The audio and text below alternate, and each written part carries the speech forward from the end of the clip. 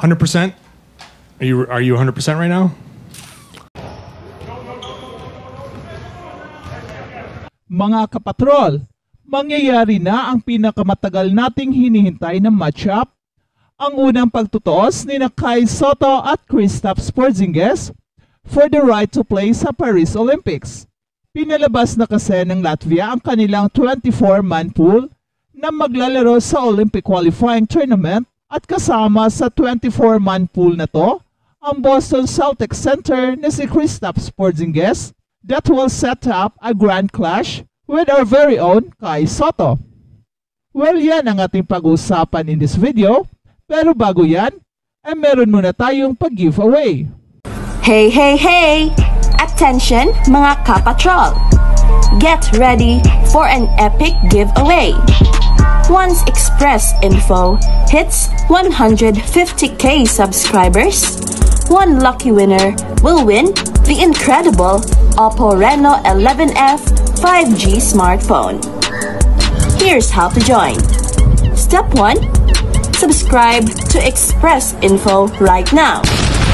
Step 2. Like this video. Then step 3. Comment anything good and positive about our idol Kai Sotto. Super easy. Just subscribe, like, and comment. Kristaps Porzingis versus Kai Sotto will finally happen at July 3 during the Latvia versus Gilas Pilipinas next month. Kai Sotto will score against Kristaps Porzingis during the Olympic qualifying tournament of Latvia versus Gilas Pilipinas. Kai and Kristaps Porzingis will be the center matchup for the game if Kristaps is included in the final roster of Latvia. At sa isang tweet ni Kristaps Porzingis sa kanyang official X account, ay ipinahiwatig niya na maglalaro siya para sa Latvia and I quote, "Thank you to everyone who supports and sympathizes throughout the season. I'll be back in line soon. See you in the finals and then in the arena with your own." Kristaps Porzingis is 99% sure to enter the final 12-man lineup for Latvia.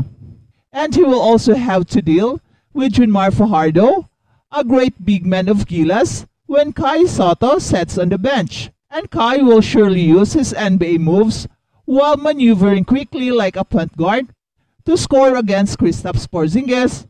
And it is also a challenge for Kai because Kristaps is an NBA player that has won All-Star appearances in his whole career playing in the NBA. Ito ang biggest chance ni Kai na kaya niyang bantayan si Kristaps Porzingis one-on-one.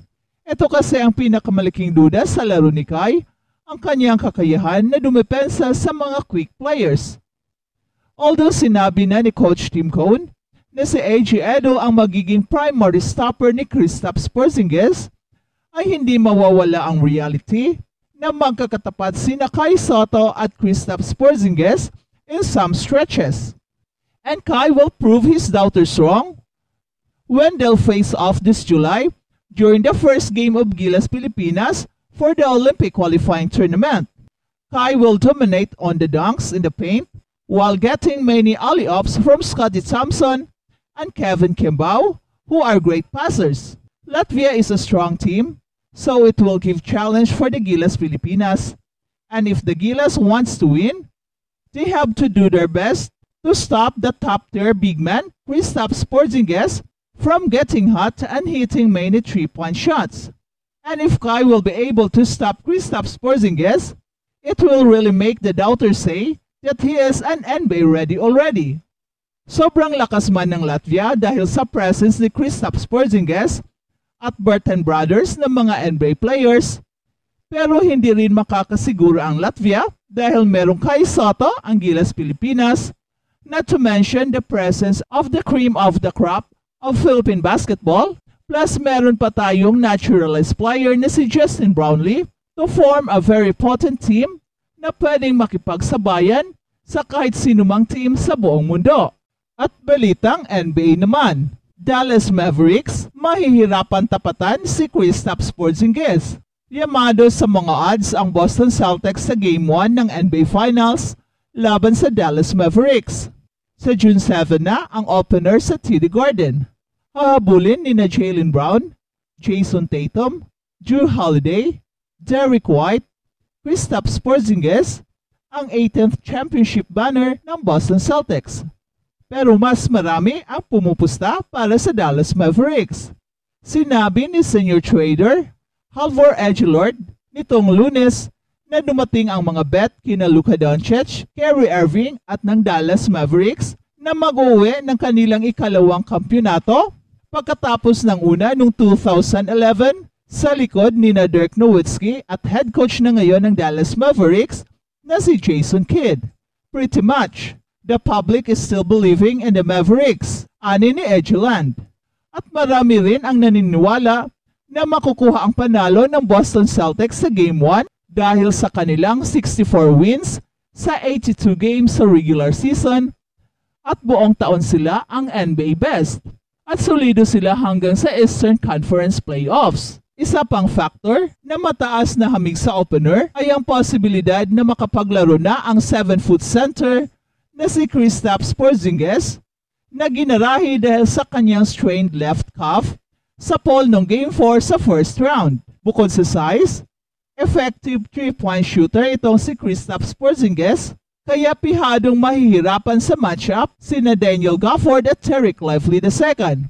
At sa paghahanda ni Kyrie Irving para sa kanyang ikatlong playoff series laban sa Boston Celtics, mula nang umalis siya sa Boston, ngayong nasa NBA Finals, iniisip ng 13-year veteran superstar ang kanyang maikling panahon sa franchise at ipinahayag ang panghihinayang sa ilan ng kanyang mga naunang reaksyon sa masigasig na fanbase na naging mapanira na sa kanya dahil nasa ibang team na siya. Si Kyrie Irving na itinuturing ng buong team ng Dallas Mavericks na vocal leader at naglaro na ng 2 season para sa Boston Celtics bago umalis sa free agency upang sumali sa kanyang kaibigan na si Kevin Durant sa Brooklyn Nets noong off-season noong 2019. 2 beses na nagharap ang Brooklyn Nets, si Kyrie Irving laban sa Boston Celtics sa playoffs. Pinalayas ang Boston sa 5 laro sa unang round noong 2021 at na-sweep sa unang round noong 2022 na nagtapos na rin ang kanyang huling paglahok sa postseason para sa Brooklyn Nets. Ang ilan sa mga pinaka-memorable na sandali sa mga serye ay mga reaksyon sa galit ng Boston Celtics fans at si Kyrie Irving, tulad ng arestuhin ang isang fan para sa pagbato nito ng bote ng tubig sa kanya matapos ang panalo ng Brooklyn Nets sa Game 4 noong 2021 at nang pinatawan ng multa si Kyrie Irving ng $50,000 for flashing his middle finger para sa mga fans sa pagkatalo ng Brooklyn Nets sa Game 1 noong 2022. At nauunawaan ni Kyrie Irving na ang kanyang history sa Boston Celtics ay magiging pangunahing usapin sa buong finals.